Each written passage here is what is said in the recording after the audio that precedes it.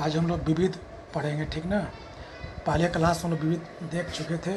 दिवस से बताए थे कि बीपीएससी हो चाहे दरोगा सब जो छोटे छोटे एग्जाम होते हैं उसमें करीब तकरीबन हम लोग देखे होंगे 5-10-12 क्वेश्चन विविध से पूछता है और बहुत बड़ा रोल करता है, क्योंकि जल्दी किसी को याद होता नहीं है। वो ऑब्जेक्टिव होने का ऐसा कोई कॉन्सेप्ट नहीं है, तो इसीलिए हम लोग विविध पर भी ध्यान देते चलेंगे, ठीक ना। तो पहला विविध हम लोग दिवस पढ़ चुके थे, दूसरा विविध हम लोग पढ़ेंगे, ठीक ना। दूसरा विविध आज का हम लोग है। ये कोई स्पेशल नहीं, इसमें सारा संधि बहुत सारा क्वेश्चन इस तरह से रहेगा। तो सारा जो मेन विविध रहेगा हम उसको एग्जाम कर देते हैं, ठीक।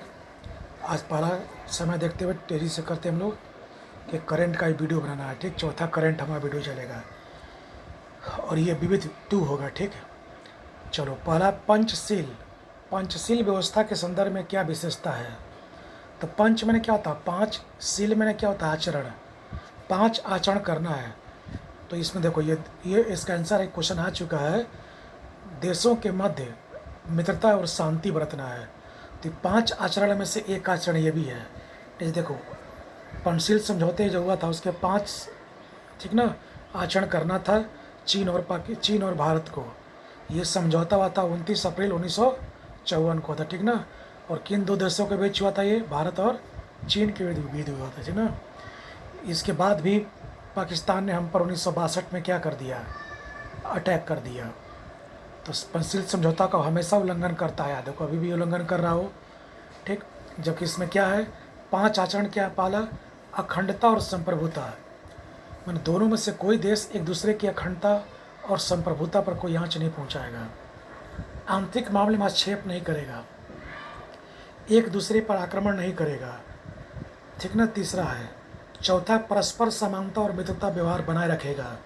और 5वां शांतिपूर्ण। एक क्वेश्चन पूछा था, तो इस 5 में से कोई विकल्प नहीं रहेगा, या 5 रहेगा या 3 ही रहेगा, तो मार के निकल जाओगे। 5 याद रखना, अखंडता, संप्रभुता, आंतरिक मामले में हस्तक्षेप नहीं, एक दूसरे पर आक्रमण न करना, परस्पर आपस में समानता करना और शांतिपूर्ण सहस्तित्व। देखो यहाँ पर क्या लिखा हुआ, शांति है ना। तो पंचशील समझौते में 5 ये विशेषताएं हैं। इसी 5 में से कोई एक देगा या एक से अधिक रहेगा। पंचशील संधि बताओ, पूछ देगा किन 2 देशों के बीच हुआ था? भारत और चीन के बीच। पंच मैंने क्या होता? 5। शील मैंने आचरण करना, 5 आचरण करना है, ठीक ना।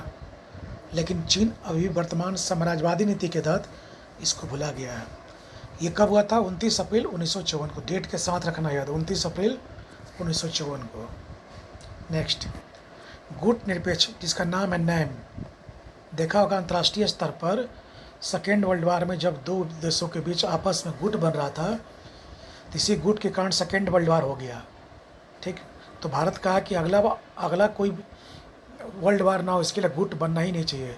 तो भारत इसका विरुद्ध रहा। इसीलिए भारत शुरू से ही विश्व स्तर पर भी शांति की बात करता रहा है। तो भारत के ही कहने पर नेम है नॉन अलाइंड मूवमेंट, गुट और निरपेक्ष आंदोलन।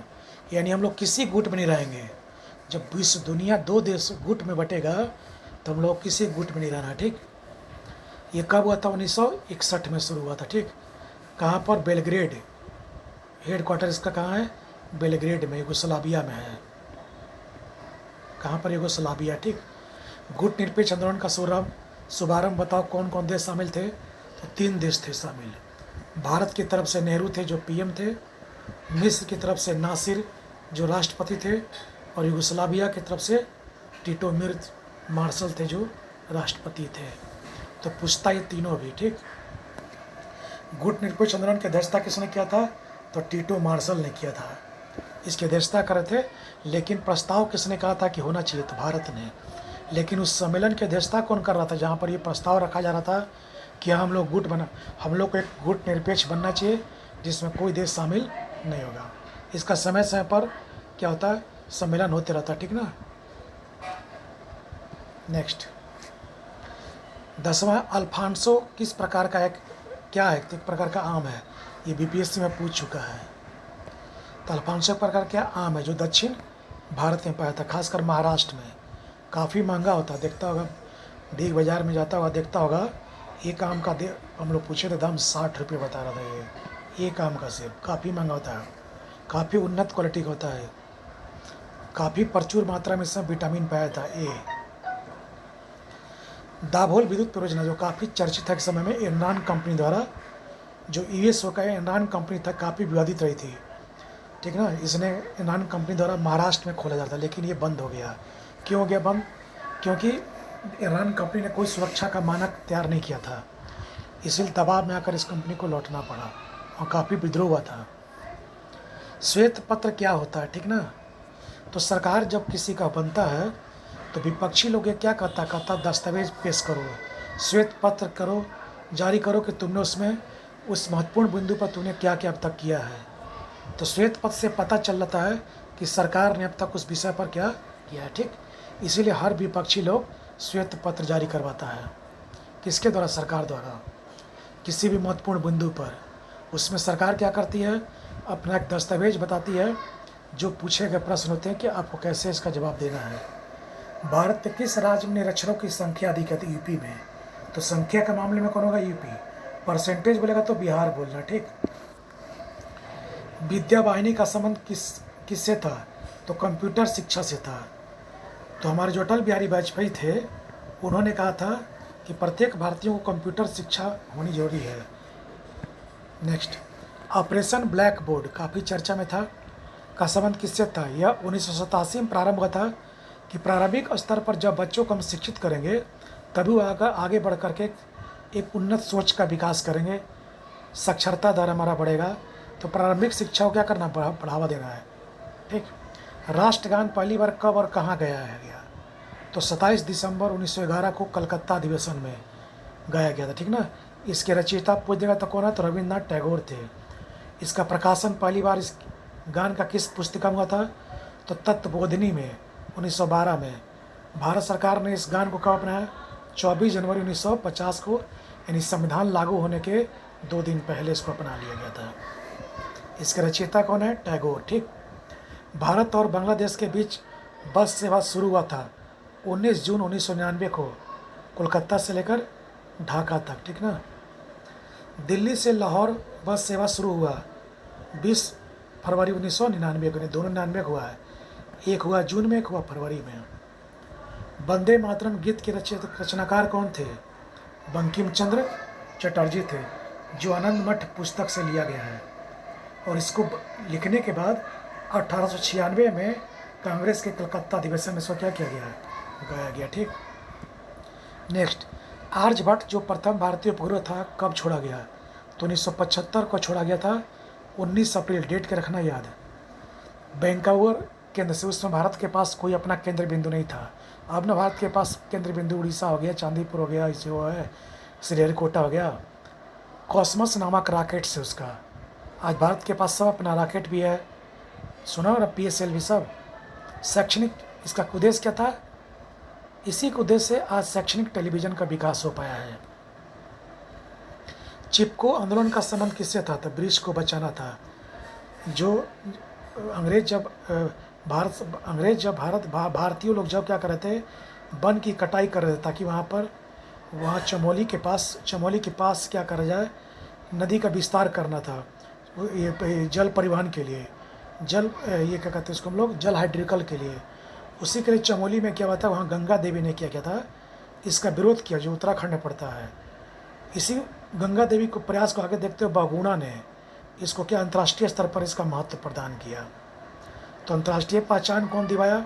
बहुगुणा ने प्रचार प्रसार किया।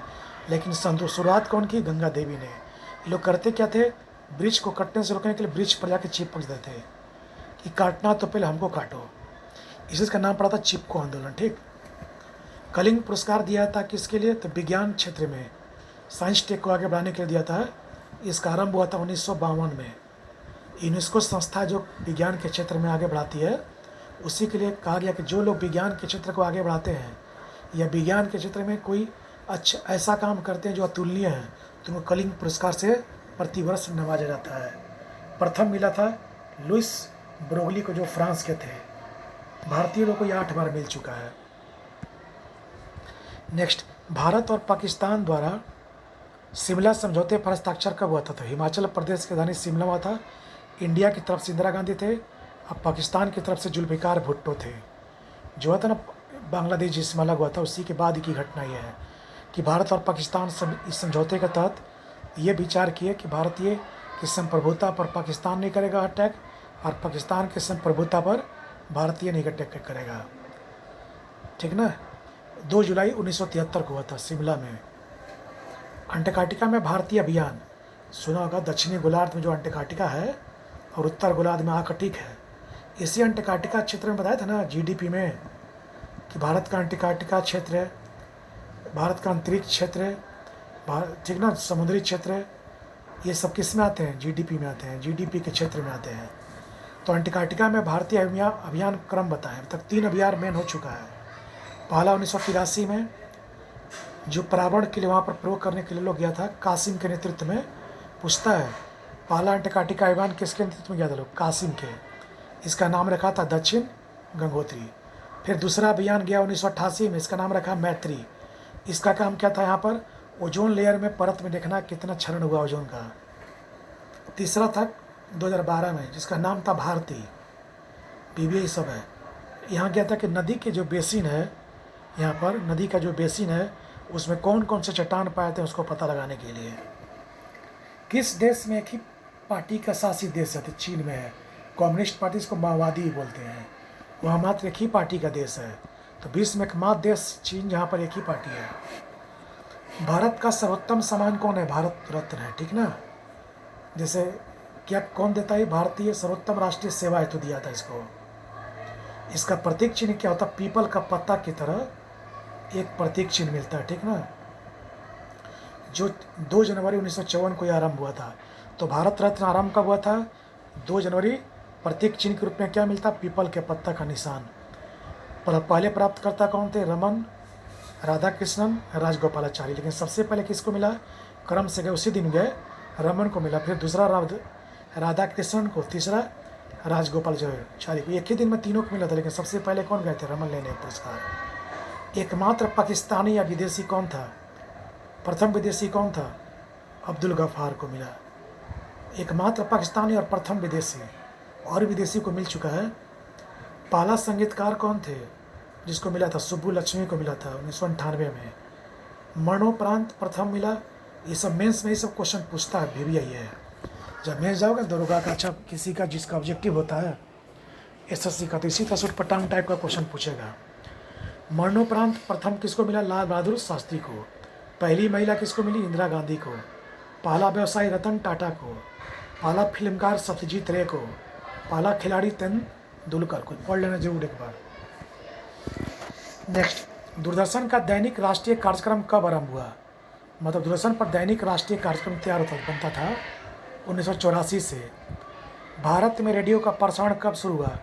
रेडियो टीवी रेडियो का 1927 से शुरू हुआ था। इसी का बाद में नाम हो गया ऑल इंडिया रेडियो।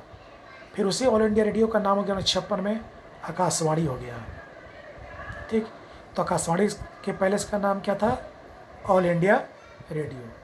प्रथम अवाक फिल्म, अवाक मैंने बोलती फिल्म नहीं, राजा हरिश्चंद्र थी जो मुख्य बधिर थी।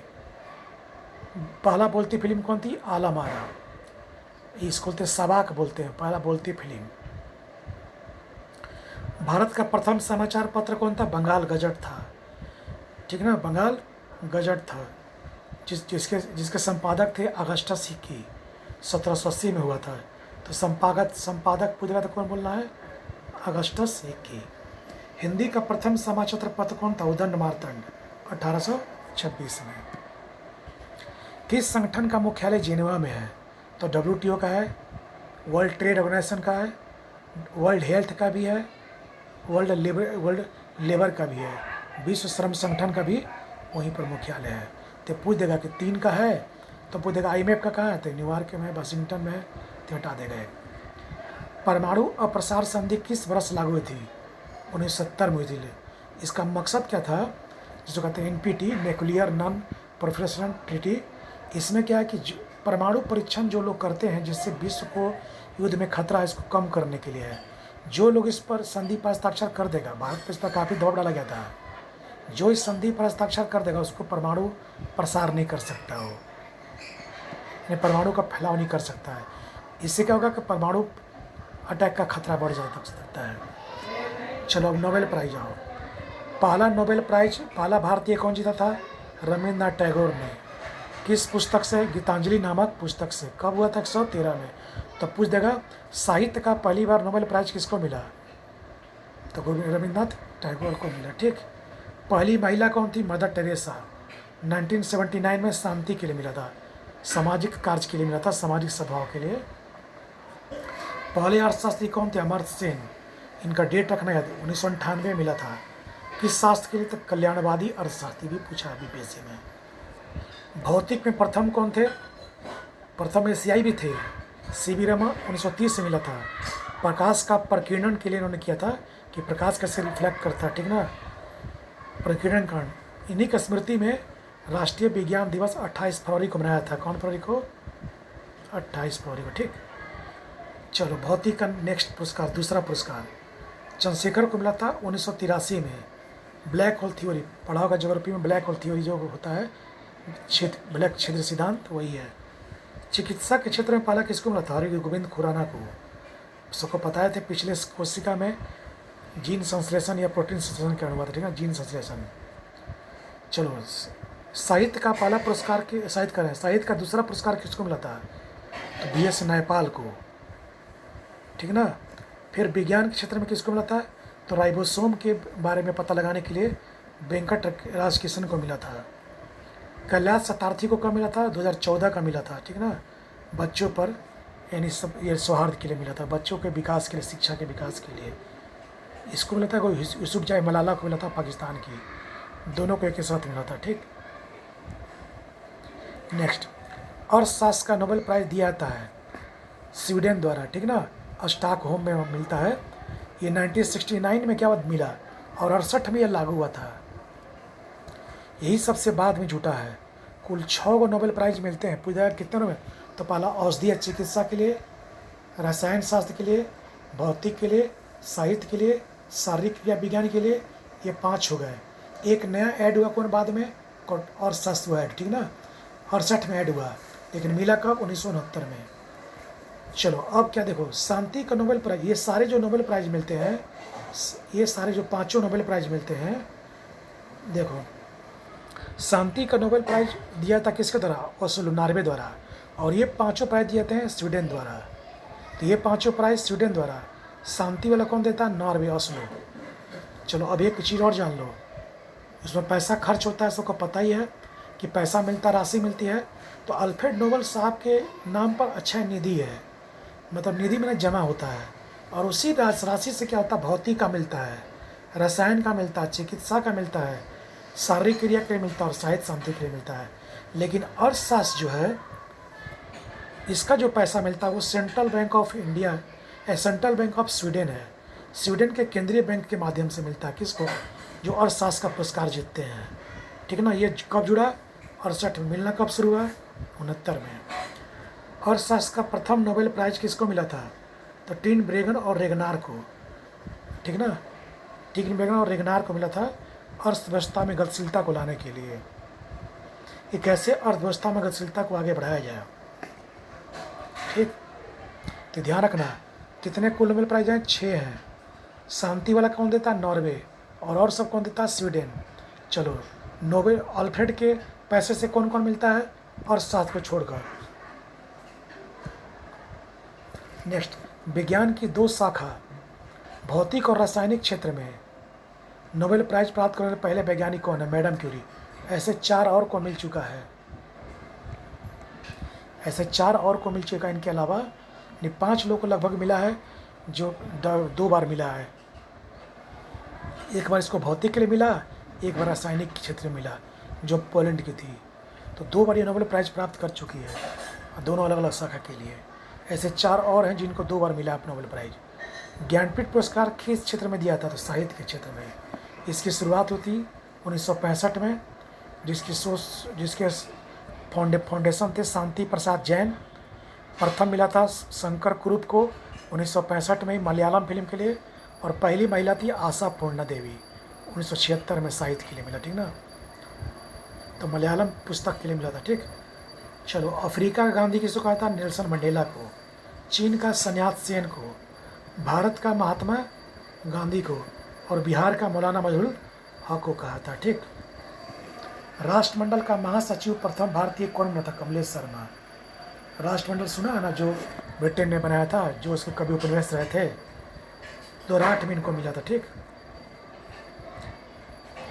ठीक है, ये दूसरा हमारा विविध हुआ, पहला दिवस है। सब पढ़ते जाओ, सब थोड़ा सा मेहनत करो। ठीक है, थैंक यू।